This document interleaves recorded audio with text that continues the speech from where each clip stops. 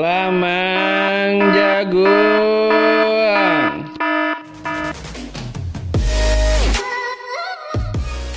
Yuk podcast siang malam. Yuk. Yuk mulai yuk.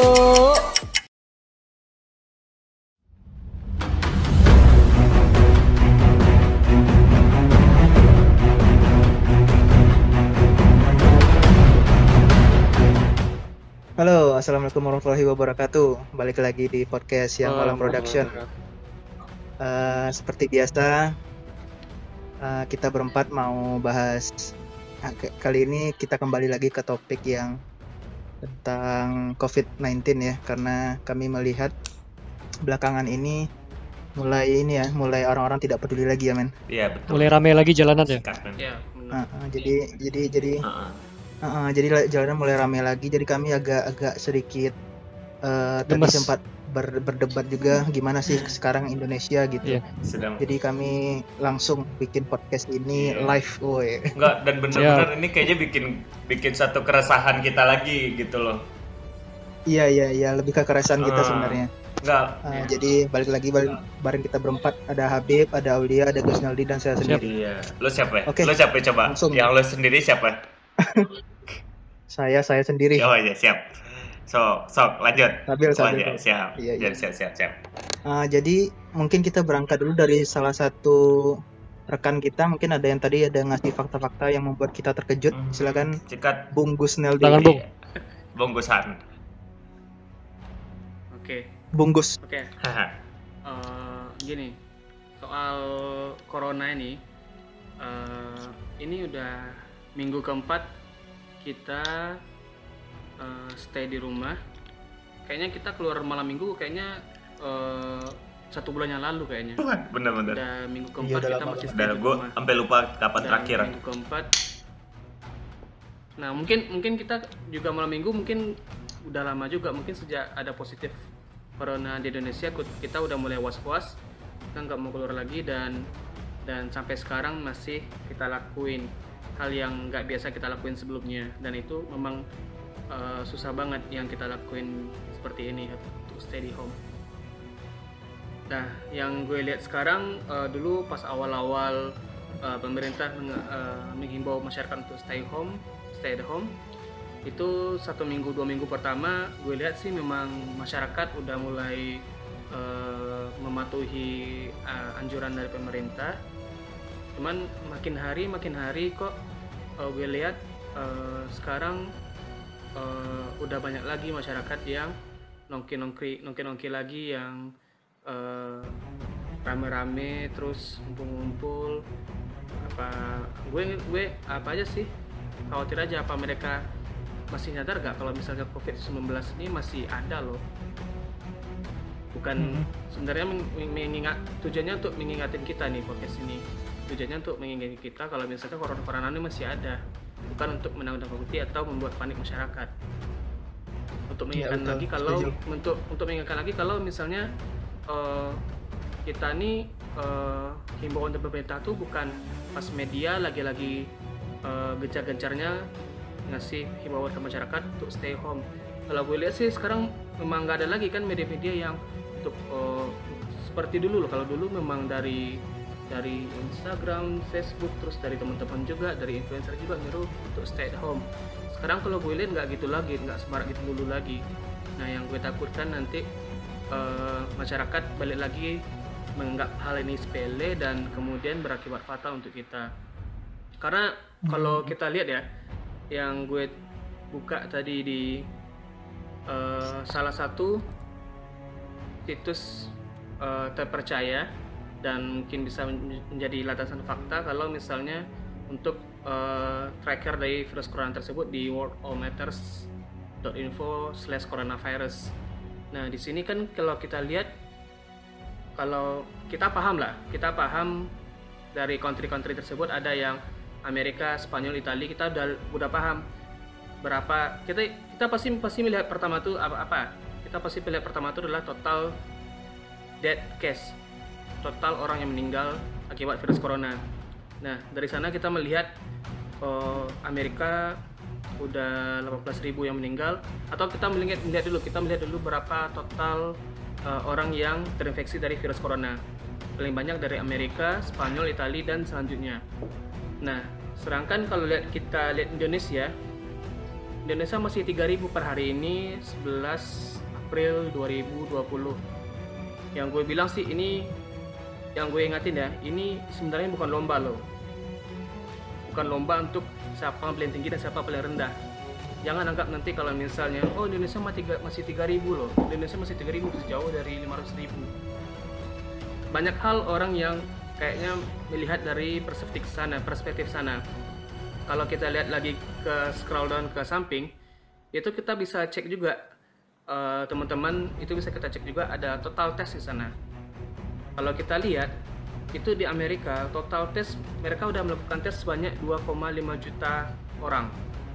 Udah melakukan tes sebanyak itu 2,5 juta, dan dari 2,5 juta ada 500 orang yang positif, yang berarti itu sekitar 20% dari mereka yang dites untuk virus ini, ada 20% yang terinfeksi virus. Itu dari yang kalau gue lihat yang dari yang paling tinggi 2,5 juta. Itu menantikan kalau misalnya negara ini kenapa kok bisa total case infeksinya virusnya terbanyak, mungkin karena mereka udah banyak melakukan tes 2,5 juta. Nah, kalau kita bandingin dengan negara kita yang case-nya masih ada 3.000 sekian, ya memang 3.000 sekian, cuman kalau kita lihat itu, kalau gue lihat, buka dulu ya, kalau gue lihat sekarang total case di Indonesia ada 3.000 sekian, 3.842 tepatnya. Nah, 3.000 dari 3.842 yang dites baru 19.000 dari satu bulan ini. Dari satu bulan ini yang dites baru 19.000. Itu kalau gue bandingin itu masih satu kecamatan tuh. Kecamatan kalau orang belum satu kota. Kecamatan Jakarta Selatan ya. Kecamatan. Iya, jauh. Maksudnya masih jauh lah kalau yang gue lihat sih 19.000. Kalau misalnya kita ambil hitung-hitungan dari Amerika yang tadi, dari total yang mereka lakukan tes sambil kalau lihat nih, kalau misalnya total kita udah melakukan tes anggaplah 20.000, ya kan? Dan Indonesia case-nya ada hampir 4.000. 3.000. Hampir 4.000 kan? Berarti itu tuh hitungannya adalah 20% dari yang dites itu positif. Iya. Kan? Balik lagi ke Amerika ya gitu juga. Balik lagi ke Amerika 20% juga. dari 2,5 juta orang yang dites, 20% juga. Ini Indonesia baru melakukan skala tes yang masih sangat kecil, di mana mereka melakukan tes kepada orang-orang yang memang melaporkan diri punya gejala seperti virus corona.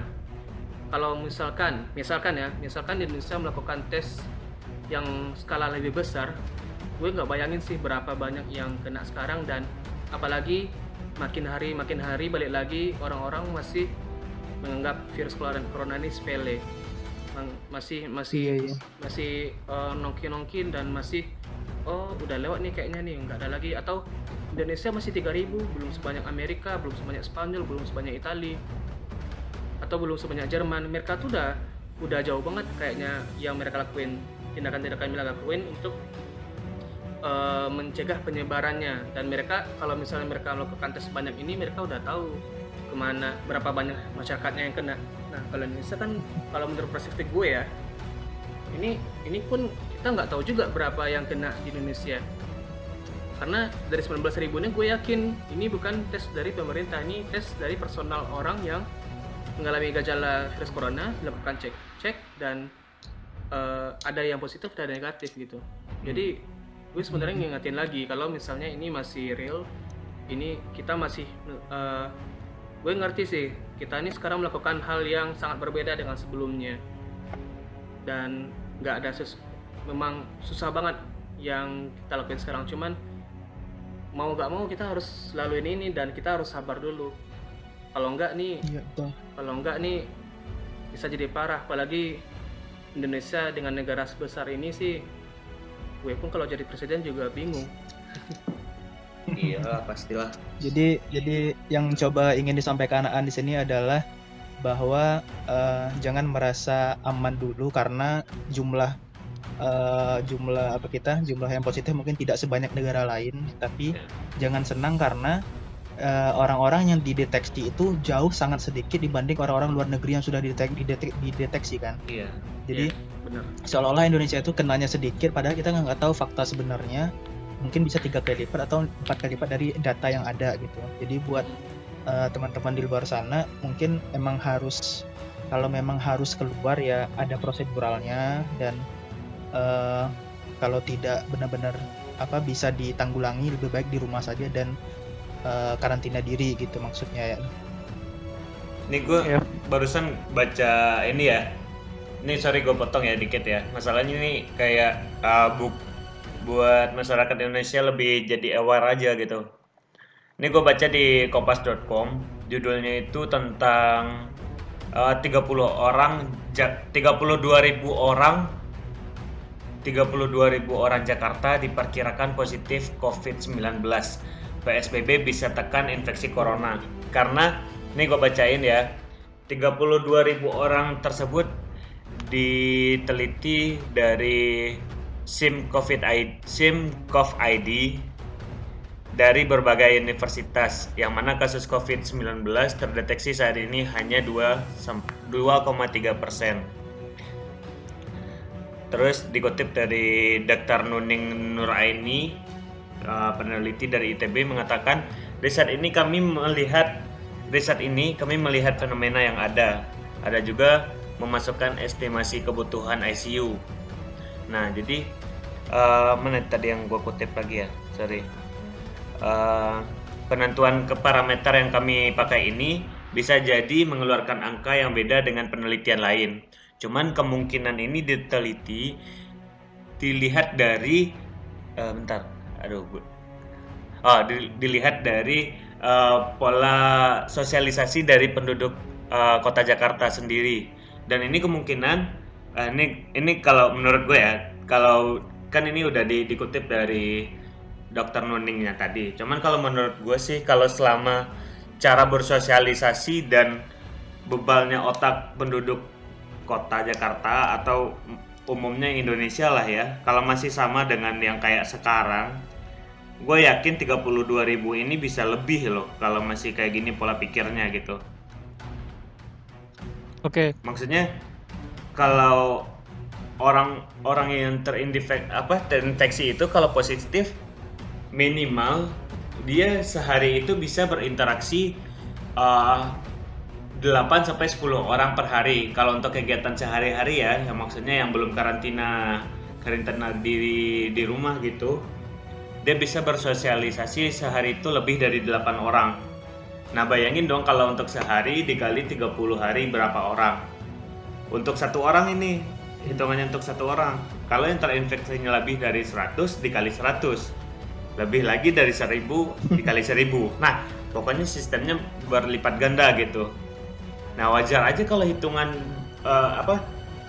dari peneliti ITB ini mengatakan 32.000 bisa aja positif gitu. Karena untuk positif itu sendiri orang pasti berinteraksi gitu. Selama kalau dia masih belum sadar diri untuk karantina diri, atau dia masih menganggap dirinya kebal virus gitu. Nah, terkait dengan kebal-kebalan virus ini, gue ada juga satu lagi berita dari Sumbar. Itu ada satu dukun dari Pasaman gitu.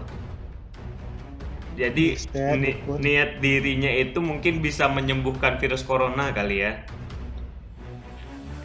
Terus dicobalah ilmu-ilmunya itu kepada orang yang sudah terinfeksi corona.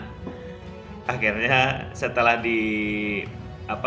diperiksa, dari 30 orang yang diperiksa, 1 orang ini yang dinyatakan positif. Jadi terlalu santai sih kalau menurut gue, kalau orang mikirnya dia kebal virus atau bisa bisa. Nah, jadi gimana, dukun itu positif juga? Iya, dukun itu yang positif. Jadi sebenarnya dia itu udah melakukan job desk yang bukan job desk dia sendiri gitu. Dia merasa job desk-nya itu udah termasuk untuk virus-virus yang kayak gini gitu. Iya. At least he try. Iya. Iya.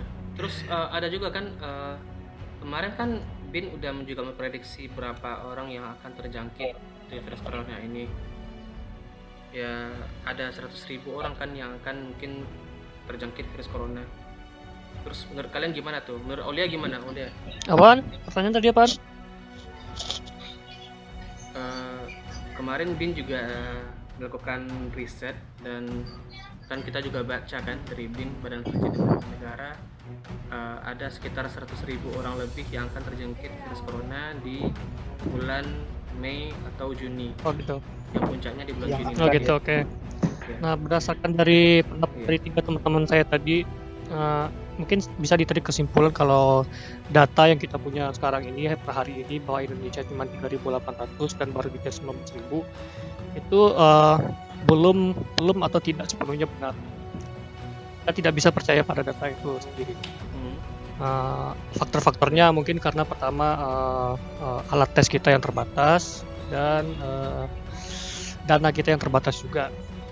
Kalau berkaca dari data jumlah penduduk dulu nih, jumlah penduduk Indonesia itu ada 260 juta dan Amerika itu ada 380 juta. 380 juta. Nah, kita itu beda dikit, 260 ke 380 itu beda dikit. Dan di Amerika yang sudah positif ada 500.000 dan udah dites 2.500.000 orang. Sedangkan di Indonesia yang jumlah penduduknya beda dikit dengan Amerika, posisi keempat Indonesia di dunia, hanya ada 3.800 kasus. Apakah itu make sense? Menurut saya enggak. Kalau saya boleh prediksi ini, total kasus kita ini mungkin kurang lebih atau lebih sedikit dari Amerika. Mungkin sekarang ini mungkin kita bisa 300.000 sampai 400.000. Itu prediksi saya ya. Prediksi awam dari saya. Iya, di kisaran 200.000 kayaknya. Iya, tidak mungkin cuma 3.000 aja. 3.000 itu aja karena keterbatasan alat kita aja. Kalau itu berdasarkan datanya dari populasi kita sendiri. Nah, sekarang masalahnya coba kita pikirkan, kita masalah kebersihan, masalah interaksi itu kita beda sama Amerika. Itu bedanya apa? Bersihan kita apa beda di Amerika? Kalau menurut saya sih lebih bersih orang Amerika ya. Orang Amerika yang lebih bersih aja bisa 500.000, apalagi kita yang makan aja kadang-kadang gak cuci tangan. Nah itu. Jadi menurut saya data yang kita punya saat ini belum lebih jauh dari valid. Terus ini tambahan lagi. Gini loh. Saya kan udah ngalamin sendiri nih. Saya awal-awal kemarin saya sempat demam dan di sini udah mulai social distancing. Puskesmas, saya sebagai pasien yang demam, saya berharap kan dites langsung, dites apakah saya positif corona apa enggak. Cuman pihak puskesmas tidak menyarankan saya untuk tes karena saya tidak ada kontak langsung dengan orang dengan COVID-19 dan juga saya tidak pernah dari negara terjangkit. Cuman saya mempunyai gejala-gejala demam, batuk, dan flu. Saya tidak disarankan untuk tes. Saya tidak tahu alasannya apa, apakah karena mereka tidak punya alat atau gimana. Cuman kalau kita mau tes, kita bisa tes, cuman harus bayar, dan bayarnya itu 600.000. Nah, di situ. Terus apa yang mereka lakuin? Apaan? Jadi kalau misalnya nggak dites, apa yang mereka lakuin? Mereka menyarankan kita isolasi mandiri selama 2 minggu. Dan mereka cuma ngasih obat demam dan biasa. Itu solusi. Bukan kalau misalnya itu solusi dari mereka. Mungkin saya paham itu mungkin karena emang terbatasnya alat tes mereka. Nah, itu terbatasnya alat tes itu kan ujung-ujungnya kan karena pemerintah juga kan, pemerintah yang belum siap dan belum siap untuk mendatangkan alat-alat tes, atau belum seriusnya pemerintah dalam menanggapi virus ini. Jadi kalau pemerintah itu emang pengen virus ini selesai, emang virus ini sembuh, ya mau nggak mau harus berkorban uang, harus berkorban dana, anggaran. Itu sih dari saya. Jadi sebenarnya kalau misalnya ketika tim medis menyarankan pasien untuk stay di rumah terus kasih obat, itu itu bukan untuk menenangkan ya, itu malah bikin kita jadi cemas dan khawatir dengan keadaan kita sekarang. Itu Iya, itu Karena Gue kita nggak ada juga hasil mikirin sih pasti, kalau kan? misalkan gue sakit terus disuruh di rumah, nah, sarannya cuman itu, pasti bingung juga. Terus apalagi yang gue harus lakuin gitu. itu ada follow up-nya itu An. Kalau Mhm. misalnya Aan dalam 2 minggu tidak sehat dan makin parah, itu lapor lagi ke rumah sakit San. Mungkin habis itu dites gratis. Setelah Kalau udah kritis kita ditindaklanjuti, kan? misalnya kayak gini Pak, misalnya kalau gue kan nggak belum, alhamdulillah nih kemudian nggak sakit lah. Gue mau nanya, kalau misalnya udah sakit disarankan pulang, apakah kita udah termasuk PDP atau ODP dari tim medis Eh, atau masih orang sakit kemarin biasa aja? kalau kemarin ya di Jakarta itu statusnya cuma ada 3, ada PDP sama ODP dan yang positif. Di luar dari 3 itu belum masuk status apa-apa. Nah, status skala yang paling rendah itu kan namanya ODP. Itu kalau dia ada kontak dengan orang yang terkena virus dan berasal dari negara lain, cuman tidak ada gejala. Nah, itu ODP. Nah, kalau kita ada gejala cuman tidak pernah kontak, tidak pernah dari negara terjangkit, itu belum dimasukin klasifikasi apa-apa. Kalau kemarin ya di Jakarta ya. Hmm. Berarti si orang tidak teridentifikasi apa-apa ini bebas ya kemana ya? Sarannya itu Mau sarannya nanya di rumah lagi nih, aja, isolasi mandiri. Mau nanya lagi ya, itu terus kemarin pas ngecek ke tim medis ke puskesmas itu ramai nggak di sana atau nggak ada orang, sepi atau Nah, itu atau gimana ya kalau situasi di sana? puskesmasnya seharusnya sudah lumayan siap. Kita udah disiapin ruangan isolasi. Pastinya Rame, pastinya Rame. atau gimana? Nah, Rame. dan kita udah di social distancing. Kita duduk tidak boleh, harus jarak 1 meter. Dan dalam satu bangku itu cuma boleh 2 orang. Bangku panjang cuma boleh 2 orang. Nah, kebetulan itu yang di depan saya dia punya gejala yang sama juga, demam, batuk, flu. Dan kebetulan juga dia pernah kontak dengan orang Amerika. Dia ngomong itu kalau saya tidak salah dengar. Nah, itu baru dicatat itu namanya. Wah, ngeri. Namanya langsung dicatat, nomor teleponnya langsung dicatat, dan mungkin dia sudah termasuk ke dalam golongan orang yang ODP atau PDP. ODP. Iya. Iya. Jadi kebanyakan pasien-pasien yang di puskesmas pun kebanyakan mengalami gejala begitu ya, susah juga ya. Jadi takut Bener ya? kita ke puskesmas Jadi itu. takut juga. Gue pun jadi tim medis sana juga bingung juga. Iya. Karena mereka nggak punya, mereka pakai ADP nggak pas? Enggak, kayak biasa aja, pakai masker doang. Kayak biasa aja, pakai masker. Masker doang.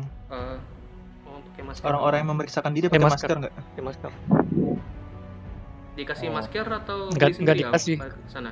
Kebetulan kayaknya sudah pada punya masker di rumah. Kalau puskesmas dekat rumah gue ini, pasien yang harus berobat ke puskesmas wajib pakai masker. Kalau nggak pakai masker nggak dilayani sama. Kalau sekarang kayak sih aturannya udah Kalau paling di sana ketat, gimana? udah makin ketat sekarang ya. Itu kan kemarin masih baru-baru ya. Sekarang udah makin ketat. Itu hari keberapa sekarang, Al? Masih ada? Ya udah sebulan kan. Udah sebulan lebih. Oh, udah sebulan. Oh, dulu ya. Itu kemarin 3 hari saya udah mendingan belum, Al? 3 hari udah itu sih udah sehat. Udah fit ya. Alhamdulillah ya. Oh, berarti aman.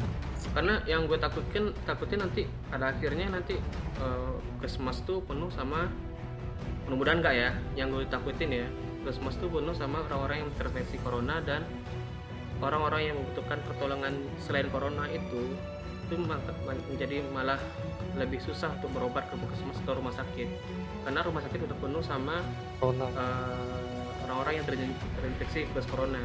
Yang gue takutkan nanti tingkat kematiannya itu meningkat bukan karena kematian corona, Lain. karena gejala lain yang dimana dokternya susah tuh tangani, itu punya banyak pasien untuk ditangani, dan ya gitu, itu yang gue takutkan.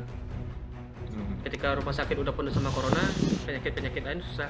Orang-orang yang punya penyakit lain akan susah untuk masuk. Ya itu masalah-masalah yang rempet ya ke masalah-masalah lainnya. Yang awalnya intinya dari coronavirus 19 ini, cuman masalah-masalah lain jadi nyerempet-nyerempet kan. Iya. Iya. Nah, ini kalau masalah aturan, aha. ya, masalah aturan kan yang terbaru Iya. kan PSBB ya. Jakarta baru melaksanakan PSBB kemarin. Itu yang saya baca itu dari Kompas juga kebetulan. Itu beberapa hal yang diatur dalam PSBB ini. Apa kepanjangannya tadi? Pembatasan sosial skala besar. Oh iya, pembatasan sosial berskala besar ini beberapa hal yang diatur itu seperti ojek online tidak boleh membawa penumpang kecuali barang. Terus rumah makan nggak boleh melayani dine-in atau makan di tempat tapi harus bawa pulang. Yang ketiga, hotel masih boleh beroperasi tapi tidak boleh mengumpulkan orang secara bersama-sama. Kayak ada acara-acara itu udah nggak boleh. Terus sampai olahraga pun diatur, olahraga tidak boleh bersama, harus mandiri di rumah atau di sekitar rumah. Gitu-gitu sampai, karena gimana ya, kalau Jakarta yang udah menerapkan PSBB itu berarti kan udah lumayan parah. Maksudnya daerah-daerah lain itu jangan menganggap ini cuma masalah Jakarta doang. Ini bukan hanya terjadi di Jakarta gitu. Kita bukan penonton. Ada daerah lain ini bukan penonton, tapi sangat mungkin kalau kalian tetap tidak melaksanakan social distance atau physical distance bisa bernasib seperti kota Jakarta gitu. Yep. Maksudnya. Ya nggak? Pasti. Gimana sih menurut kalian? Iya, setuju sih sama Sabil. Karena corona ini bukan virus untuk ibu kota Jakarta, bukan cuma ada dari ibu kota Jakarta. Kita harus smart banget nih. Dimanapun bisa ketemu virus ini, bisa terjangkit sama orang. Nah, kalau kita ngerucut lagi ya, kalau misalnya nih kita udah pas di PSBB udah diimplementasikan Jakarta. Kalau kita balik lagi nih, impact corona ini kita balik lagi ke daerah-daerah. Kita bahas daerah nih, kan kita dari Padang semua nih. Impact dari PSBB ini juga banyak juga nih. Dari ojek online-nya juga omsetnya turun, omset dari jualan makanan, hotel-hotel. Kalau di Batam sih hotel udah banyak tutup semua loh, beneran. Iya. Itu lampu hotelnya mati. Cuman hotel-hotel besar aja yang masih on sekarang. Dan itu pun gue yakin nggak banyak pengunjungnya, nggak banyak yang nginap di sana. Karena situasi kayak gini ya, siapa yang mau untuk stay di sana kalau nggak ada keperluannya penting banget. Iya. Karena banyak hal ini ditambah aturan PSBB yang di Jakarta ini akan membuat, gue yakin sih perekonomian pasti akan turun banget. Ini akan PSBB ini gue nggak tahu nih, gue bacanya PSBB cuma ada di Indonesia, negara lain gue belum tahu nih, atau mungkin gue belum baca apakah ada aturan PSBB juga di negara lain. Cuman PSBB ini kayaknya untuk Jakarta aja nih, di daerah lain Baru di ada Jakarta. peraturan ya? Belum ada peraturan ya? Jawa Barat sebentar lagi katanya. Oke. Batam sih Pokoknya Jabodetabek lah. ya, karena dengan banyaknya orang yang makin susah untuk hidup Jakarta, gue yang takutkan nanti banyak yang pulang kampung ke rumah masing-masing, daerah masing-masing. Kemarin gue baca udah banyak perantau dari luar Sumbar yang udah balik ke Sumbar, itu sekitar 50.000 lebih, terhitung dari 1 bulan kemarin. Ya, kenapa? Karena memang Di Padang naik ya trafiknya. apa? Gimana? Ya Yang berakibat traffic COVID-19 di Padang meningkat juga karena banyak Iya. yang pulang kan. Semoga enggak. Cuman yang gue takutkan Iya, itu semoga enggak sih. karena satu apa ya? Ini cuman bukan untuk Jakarta lagi nih. Gue ingatkan lagi, ini bukan untuk Jakarta aja. Ketika kita udah gak bisa lagi untuk stay di tempat kita perantauan, kita pasti balik lagi dan kita ngumpul lagi di tempat keluarga kita. Dan yang gue takutkan itu, apalagi kalau daerah-daerah belum terlalu menganggap ini penting banget nih untuk menjaga kita dari virus corona ini, masih keluyuran keluar juga. Gue yakin sih kalau di Padang malam minggu masih rame nih. Sepertinya. Iya, itu anak-anak sekolah tuh lo pikirin aja lah. Kalau misalnya kita nih anak sekolahan, anak SMP, anak SMA disuruh stay di rumah 2 minggu, bisa nggak? Nggak bisa lah, karena udah terbiasa Pasti keluar pikirannya terus, keluar. udah terbiasa bergaul Iya. sama orang. Apalagi kalau malam ini nggak ada kerjaan, nggak ada tugas, nggak nggak ada PR ya keluar nongki sama teman sampai malam. Itu yang gue takutkan nanti, itu yang mereka lakuin. Dan untuk ngingetin mereka tuh yang susah juga tuh ngingetin mereka. Mending jaga diri sendiri aja sih kalau gue. Iya. Tugas bersama sebenarnya, pemerintah juga, kita juga. Sebenarnya kalau pemerintah, kalau menurut gue sih pemerintah udah ini ya, udah mau mensosialisasikan kayak dari pusat mengkoordinasikan ke pemerintah daerah untuk mengatakan jangan keluar rumah. Cuman otaknya aja yang nggak ada orang-orang kayak gitu loh. Gue kesel banget sama orang-orang kayak gini dah, anjing emang. Iya maksudnya gini loh. Iya. Yang diprediksi itu gue masih kepikiran yang diprediksi itu bisa kejadian aja karena orang yang kayak gini nih gitu loh. Yang apa namanya? Dia nih merasa virus itu nggak nyampe ke daerah dia. Terus karena virus itu cuman ramenya ada di Jakarta doang, nggak rame di daerah dia. Nah dia menganggap virus itu nggak ada. Hati-hati bre. Di mana-mana itu orang bisa jadi carrier virus walaupun dia nggak kena gitu loh. Ya udah gitu, maksudnya tolonglah gitu, kita bersinergi bersama. Kalau lu emang nggak mau sakit, tolong juga orang lain juga nggak mau sakit karena lu gitu. Kalau lu mampus, emang lu mau jenazah lu mau ditolak-tolakin orang kampung, atau lu emang bisa ngubur diri lu sendiri? Itu jadi masalah sekarang itu. Iya. Jenazah ditolak-tolakin. Yang kasihan itu perawat gitu loh. Dia bukan carrier, bukan apa. Dia malah terinfeksi karena orang-orang yang kayak gitu. Terinfeksi gitu. Dia terinfeksi karena mengobati pasien yang positif, bukan dia sebagai carrier, bukan dia sebagai pasien yang jadi kehidupannya di luar sana aneh-aneh atau apalah gitu. Dia cuma terinfeksi setelah dia menjalankan abdi dia sebagai tim medis di garda depan, dan itu jenazahnya ditolak sama orang kampungnya. Itu gue minta dah kalau kayak gitu-gitu, bukan ngedoain apa gimana ya, orang kayak gitu nggak mikir apa ya, kalau dia kena gitu, dia meninggal jenazahnya ditolakin orang juga gimana gitu.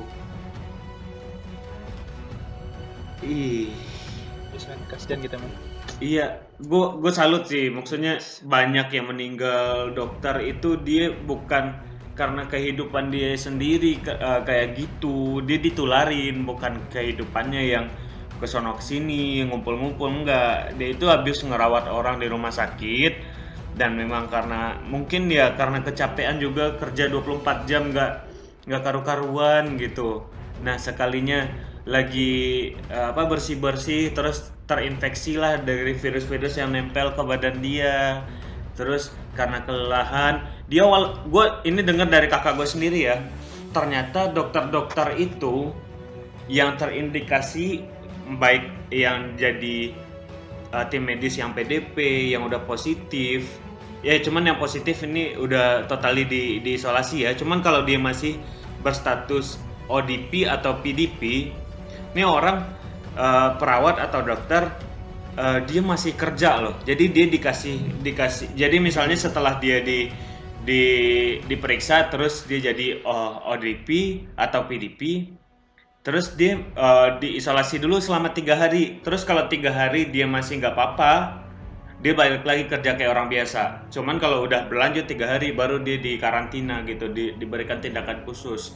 Jadi wajar aja banyak tim medis yang kayak perawat, terus dokter atau apalah gitu, bisa aja di hari ketiga dia negatif, terus balik lagi kerja, dicek lagi 3 hari, karena imun dia masih bagus, dia pun struggle gitu buat bekerja buat ngelayanin pasien gitu ya, ngerawat pasien gitu. Bisa aja dia udah berapa kali untuk mensugesti diri dia untuk negatif virus, terus udah. Nah bisa aja setelah percobaan yang sekian benar-benar nggak sanggup lagi badannya karena kerjanya udah diporsir banget gitu ya, terus dia positif. Nah di sini sih sebenarnya orang yang nggak mikir, dia mikirin buat keselamatan dia doang. Kadang kita boleh takut, kita boleh waspada, cuman jangan keterlaluan lah, egois kalian gitu. Kalian itu gimana ya, gue mah gini juga sama orang-orang yang nolakin jenazah itu, keterlaluan juga ketakutannya gitu. Sebenarnya nggak boleh keterlaluan juga gitu. Namanya kalau virus ya status kemanusiaan itu lebih tinggi lah daripada ketakutan kalian seenggaknya gitu. Iya, dan lagi pula penanganannya kan udah diatur sedemikian rupa ya. Iya, baru sekarang Proses-nya. dikeluarin pemerintah buat itu, buat nggak boleh ada terjadi penolakan jenazah dari korban virus COVID ini gitu. Baru sekarang kemarin Iya. setelah adanya suami perawat yang mengubur istrinya sendiri gitu. Karena nggak ada warga yang menolak, karena warga pada menolak buat nguburin pasien yang perawat yang COVID ini gitu. Dia ngubur sendiri, ketahuan viral. Nah, orang-orang yang nolakin dicari polisi, mampus dah. Kesel gua. Bodoh amat. Iya, maksudnya gimana, Bre? Lo mikir aja ego lo lebih tinggi daripada kemanusiaan lo. Lo masih manusia nggak kalau gitu? Iya. Tolonglah buat yang denger ini. Ini Share kayak kemana kayak gitu. Tapi jangan sampai Mematikan hati juga, iya. Jangan, ya memang virus ini pasti mematikan gitu buat orang-orang yang memang nggak struggle atau udah lemah imun di dalam tubuhnya. Memang ini mematikan. Kita memang akuin ini, kita juga takut. Gue pribadi juga takut sama virus ini gitu. Cuman jangan sampailah virus ini udah mematikan untuk secara fisik, masa masih mematikan juga secara naluri gitu. Sama nurani kalian maksudnya gitu. Itu keterlaluan banget virusnya. Itu virusnya yang keterlaluan apa otak kalian yang keterlaluan gitu loh. Aduh, gue jadi gini amat gitu.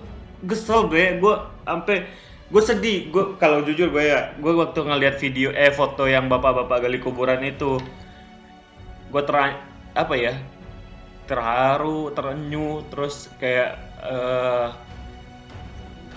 kalau gue kan ya mikirnya gini, kakak gue dokter, keluarga gue banyak yang jadi perawat, terus mikir orang-orang lingkungan gue juga banyak kerja jadi tim medis. Ya gimana, kita mikirin kalau kita yang lebih struggle, lebih rentan untuk virus-virus, terus orang-orang yang bekerja jadi tim medis itu emang gak rentan. Kalian masih bisa menghindar. Kalau orang-orang tim medis itu gimana mau ngehindar? Dia juga udah sumpah profesi, udah segala macam, dia mengabdi untuk apapun keadaan yang terjadi gitu. Sampai dia rela nggak ketemu keluarga, sampai yang nggak berani nyentuh anaknya selama 2 minggu. Iya, pikirin aja, kalian mah bisa menghindar dari keadaan virus itu dan masih bisa bercengkrama sama anak-anak, keluarga, istri di rumah, orang tua. Masih bisa lah kalian bersihkan diri, maksudnya masih bisa untuk rehat bersama keluarga.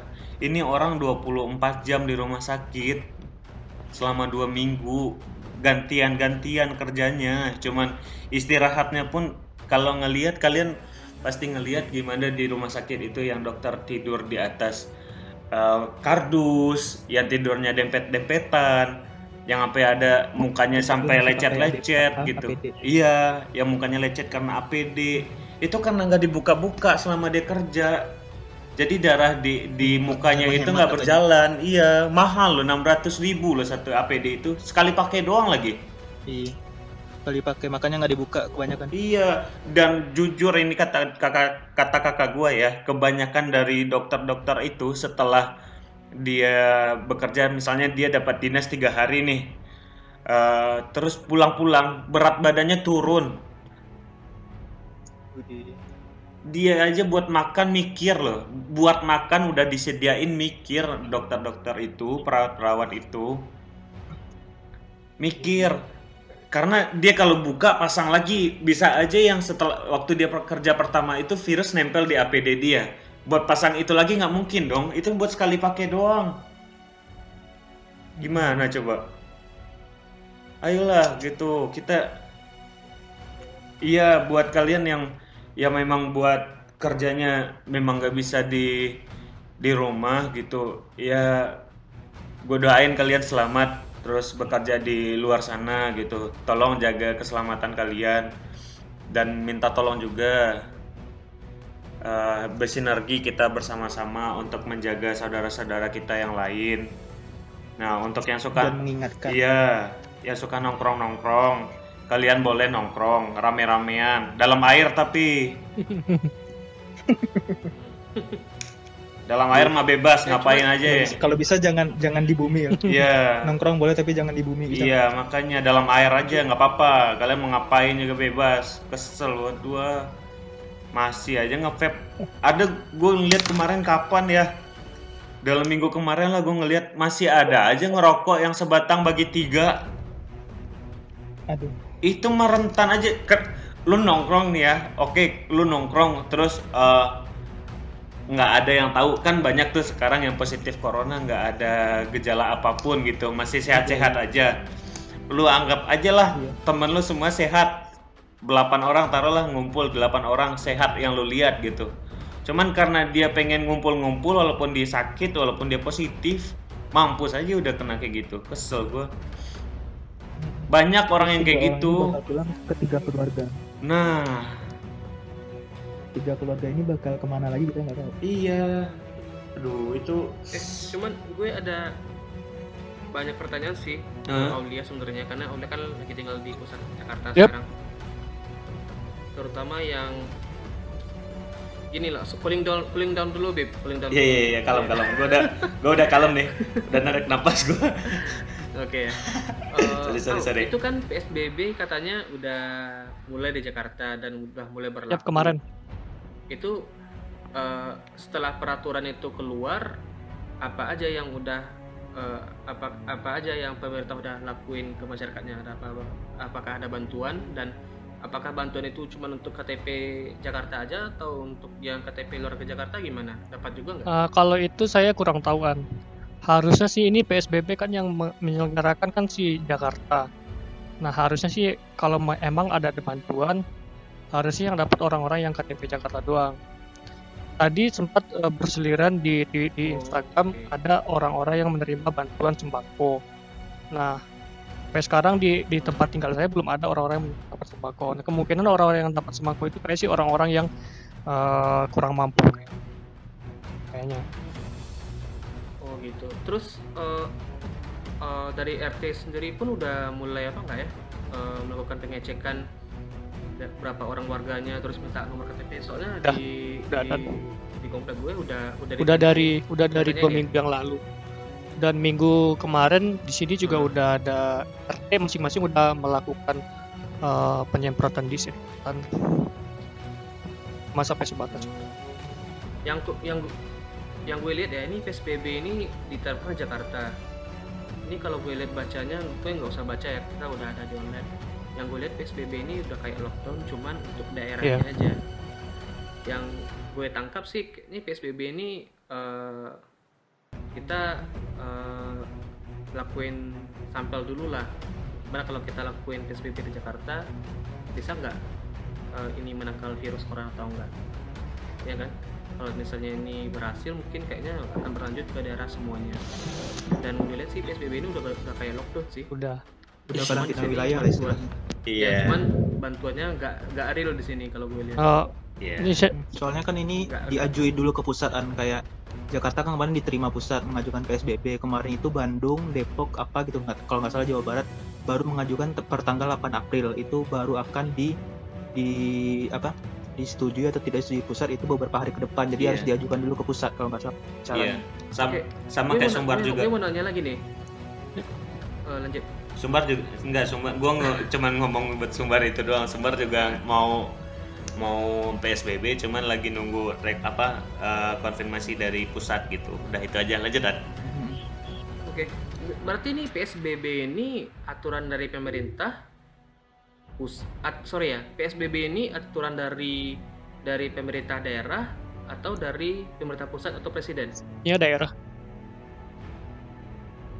Sepertinya daerah. Nggak tahu juga. Berarti yang Berbil. Kok nggak tahu?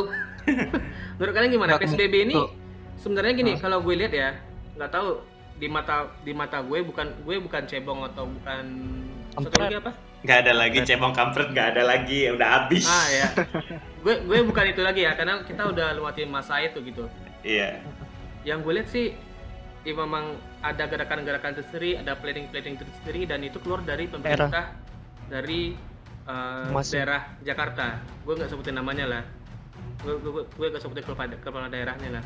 Cuma kalau gue Gubernur lihat DKI Jakarta. Anies Baswedan. gubernur DKI Jakarta tuh memang gerak terus dia melakukan Yoi inovasi dong. terus, Iya. gimana Anies caranya Baswedan. terus melakukan peraturan-peraturan yang Santai, woy. Santai, kalem. iya. Nah, yang gue lihat sih ini PSBB ini ide dari daerah kah atau dari pemerintah kah? Terus kalau misalkan ini PSBB adalah ide dari daerah, ini daerah aja nih yang kerja nih. Menurut Aulia gimana nih? Nah, gini kalau menurut saya nih, Gue mancing nih. Gimana Al? nah, sebelum ke PSBB ya, saya kan perhatiin si juru bicara corona ini nih, yang tiap sore ngumumin corona bertambah berapa banyak. Iya. Dari tadi kan, Dan itu pengumumannya sistematis ya. ya, dari tadi kan kita Per harinya itu 100, 200. Iya, dari tadi kan kita sepakat kalau masyarakat kita ini belum gimana ya, belum aware, karena belum punya awareness yang tinggi. Dan kita sepakat kita boleh menyalahkan masyarakat yang masih bandel mau keluar rumah. Nah, cuman itu kita tidak semata-mata bisa menyalahkan masyarakat doang. Nah, di pernyataan si Bapak Iya. Yuryanto Nah. ini tiap sore ini ada saya tangkap Selalu ya, ya. dia ngomongnya gini nih. Kasus hari ini bertambah 300. Ini mengindikasikan berarti Iya. masih banyaknya masyarakat yang mengabaikan himbauan-himbauan dari pemerintah. Nah, dari kata-katanya itu, saya bisa menangkap kalau Iya. seolah-olah pemerintah menyalahkan masyarakat doang yang tidak mematuhi aturan pemerintah. Iya. Apakah benar seperti itu? Saya rasa juga tidak. Pemerintah sebagai badan tertinggi di suatu negara harusnya sudah tahu culture orang Indonesia gimana dong. Tahu orang Indonesia itu bandelnya kayak gimana. Dari awal harusnya mereka Aturan untuk dilanggar. harus menyediakan Harus digas dulu ya. aturan yang ketat untuk menanggulangi keras, sifat-sifat iya. culture orang Indonesia yang kayak gini. Tidak hanya semata-mata menyalahkan orang Indonesia tidak mau mematuhi himbauan-himbauan belaka. Nah, aturan-aturan yang agak lumayan keras itu yang semacam PSBB ini baru dilakukan kemarin, efektif Jumat kemarin untuk wilayah Jakarta doang. Dan menurut saya itu udah sangat terlambat. Udah sangat terlambat. Harusnya PSBB ini, pelarangan keluar ini dilakukan ketika 2 orang kasus positif yang di Depok itu terjadi, langsung Pertama. dilakukan PSBB dan lockdown Jakarta. Dan itu dijamin Setuju. orang-orang yang tidak akan merembet sampai ke daerah-daerah karena Jakarta langsung di lockdown.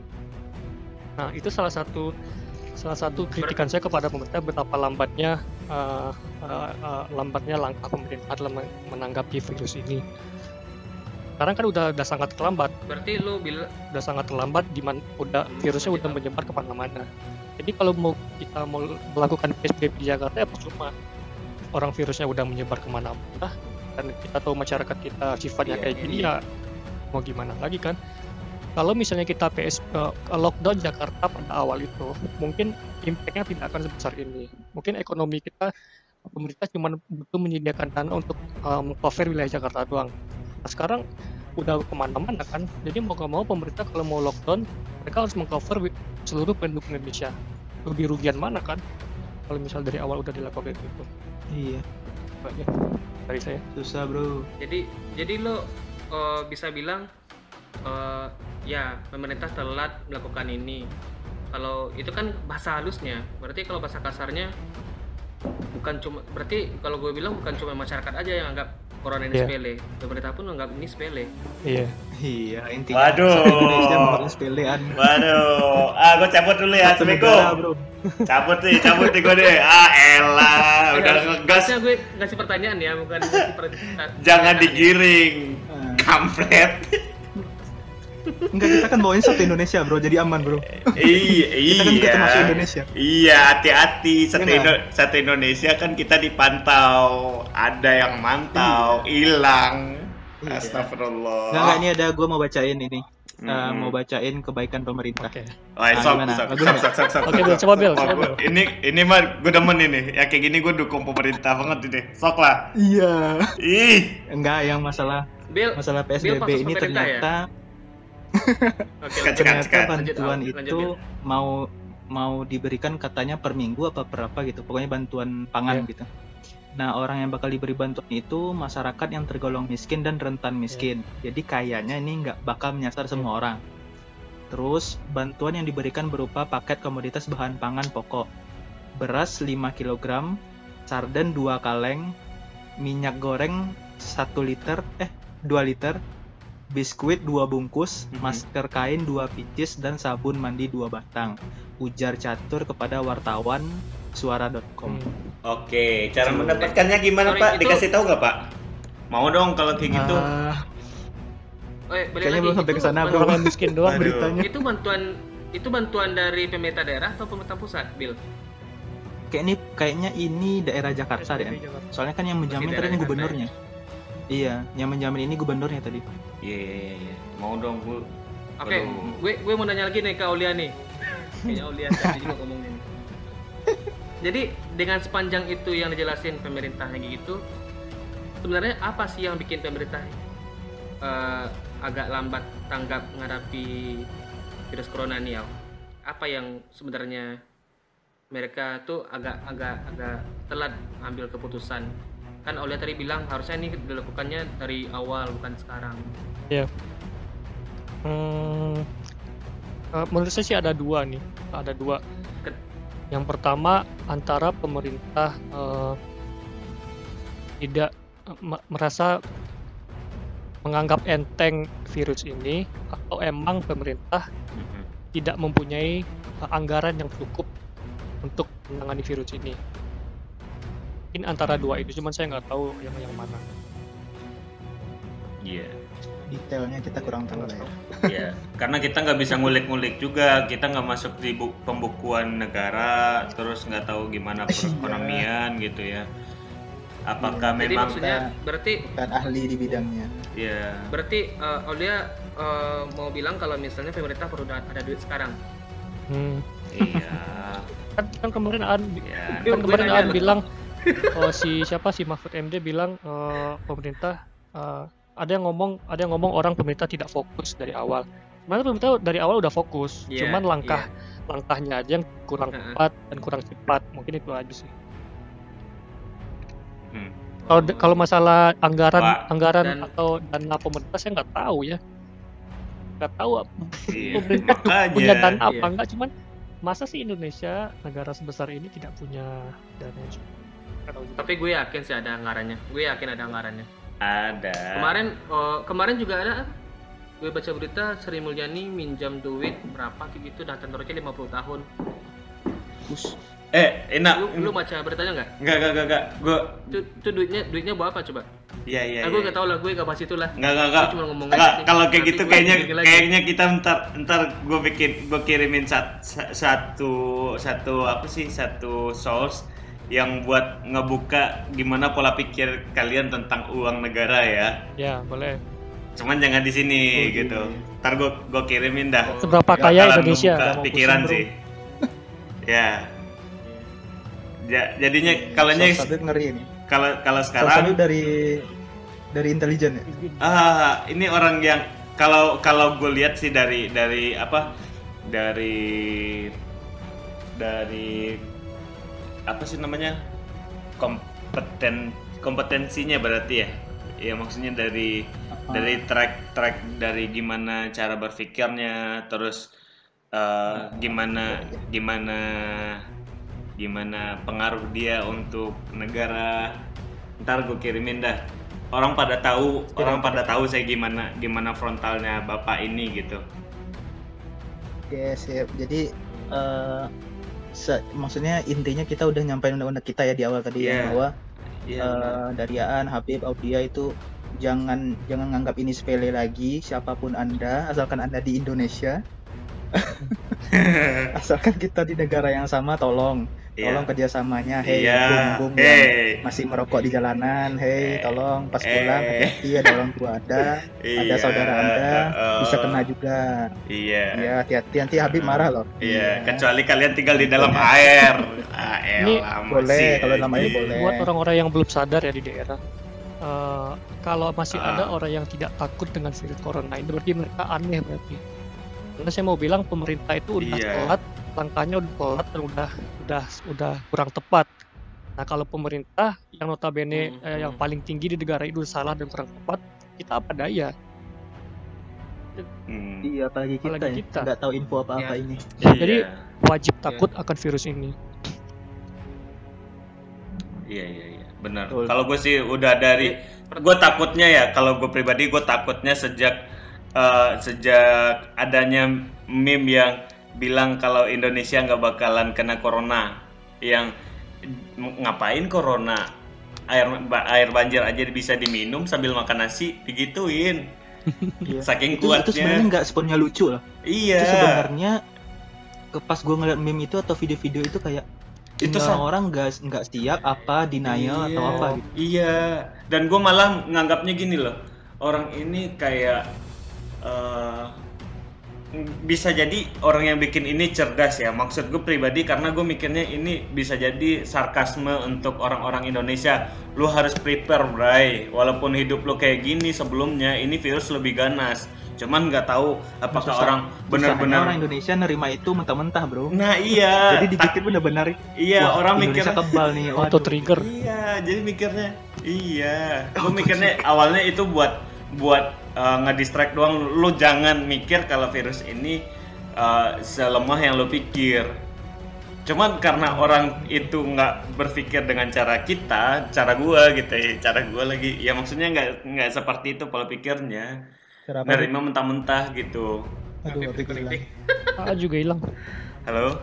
Ya, gimana? Tinggal kita, Aulia masih on kok. Apa Yura? Gua kamu nggak nih? Cuma Kedengeran nggak? 1 jam belum sih? 4 menit lagi. Kita Bro. ngomong-ngomongin Udah, dong udah, soal satu jam. lagi, Udah 1 jam. Ada pertanyaan Iya, sih maksudnya untuk Aulia kemarin kita dan ngomong-ngomong Udah, masalah cabut lah, pribadi cabut. kayaknya lama banget. Tingkat. Kalau ngomong ini kok hilang? cepet ya 1 jam. Oh, kalau Yaudah lah, intinya- lagi, Al. Intinya kita udah nyampein lah ya. Masih ada lagi nggak? Iya. Enggak lah, besok aja lah, udah 1 jam ya. Iya makanya. Gimana? Panggil Habib Ayo lagi. kita undang Habib Kita lagi. udah lanjut. Kita closing. Kita closing dulu aja. Nanti kalau ada yang mau disampaikan kita bikin lagi lah. Udah Oke, cabut Habib, lah, kita closing dulu ya, Habib. Iya, cabut. Ngapain lagi udah? Oke, thank you guys. Iya. Thank you guys Oke, thank buat you, guys. semua semua opini kalian, semua Oke. saran dan masukan kalian buat negara kita tercinta Oh ini. iya, semoga lah Gue ya. sebagai rakyat Indonesia respect sama kalian-kalian yang masih berpikir maju ke Iya, depan. iya. Woi, amin. Oke guys, sampai jumpa semua yang Amin. mendengarkan. Kalau bisa ini di share ke teman-teman kalian, Iya, Dikasih share, tahu lah ya. like, komen gitu. Karena ini buat Nggak share buat doang, nggak pemikiran apa-apa, kita udah. berempat Ikhlas aja. ya. Hmm, Iya, kalau bagi kalian setuju aja sih. ya, kalau Udah enggak deh, itu aja. silakan di komen aja di bawahnya, kalau enggak gitu, bebas. Mm-mm. Dah, yuk lah cabut Oke, kita. Gus Naldi, Habib, Aulia, Sabil, cabut. Iya, Dadah. bye-bye. Cabut, dadah. Undur diri. Undur diri, gas.